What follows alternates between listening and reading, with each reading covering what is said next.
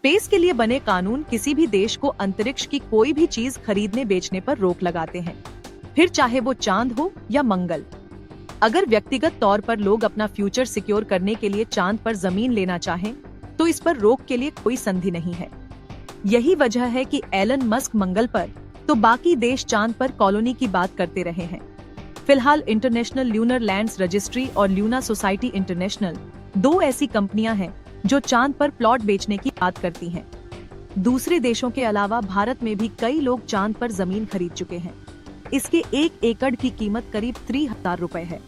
धरती के हिसाब से ये काफी कम है। ऐसे में चांद पर प्लॉट बस फैशन या इमोशन जाहिर करने के लिए खरीदा जा रहा है।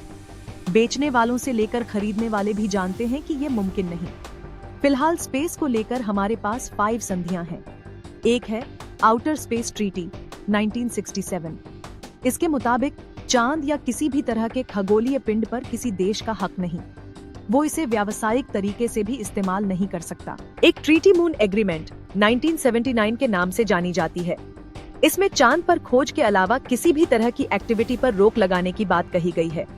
इनके अलावा 3 और संधियां हैं जो एस्ट्रोनॉट्स की सुरक्षा, आउटर स्पेस में जाने वाले ऑब्जेक्ट के रजिस्ट्रेशन और स्पेस में अगर किसी मिशन की वजह से दिक्कत हो तो संबंधित देश को उसकी जिम्मेदारी लेने को कहती है।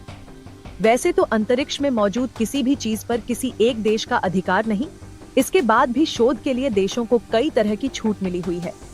मसलन अगर कोई देश चांद या किसी एस्टेरॉइड पर माइनिंग करता है तो उससे निकली हर चीज उसकी होगी।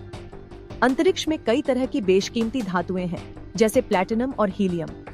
अमेरिका, चीन और यूएई जैसे कई देश अब खुदाई करके इन चीजों पर कब्जा चाहते हैं। हालांकि ये उतना आसान नहीं।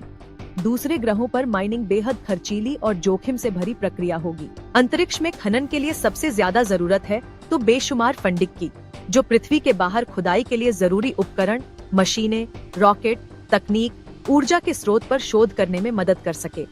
इस उद्देश्य की सबसे बड़ी जरूरत ही इसकी सबसे बड़ी चुनौती है। ज्यादातर बैंक, कंपनियां या दौलतमंद लोग इस मिशन पर पैसा फूंकने में हिचकिचाते रहे हैं।